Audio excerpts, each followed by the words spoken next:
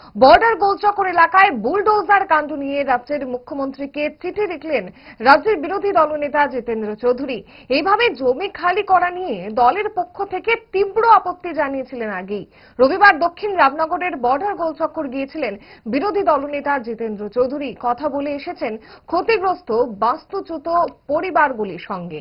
ভিটেমাটি হারানো অসহায় পরিবারগুলির পাশে দাঁড়ানোর পাশাপাশি সরকার প্রধানের দৃষ্টিগোচর করার কথাও সেখানকার মানুষকে জানিয়ে এসেছিলেন তিনি। সোমবার ক্ষতিগ্রস্ত পরিবারগুলিকে এই শীতের মৌসুমে বাস্তুচ্যুত না করতে মুখ্যমন্ত্রীকে আবেদন জানিয়েছেন চিঠিতে।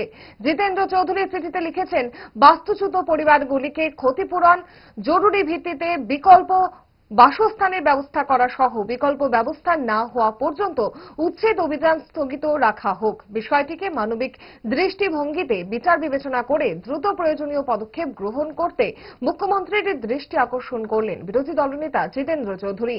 এখন দেখার বিষয়, বিরোধী দলনেতার চিঠিতে রাজ্যের মুখ্যমন্ত্রী কতটা সক্রিয়তার সঙ্গে মানবিক মুখ নিয়ে বিষয়টি বিবেচনা করেন, সেই দিকেই তাকিয়ে রয়েছেন বাস্তুচ্যুতরা।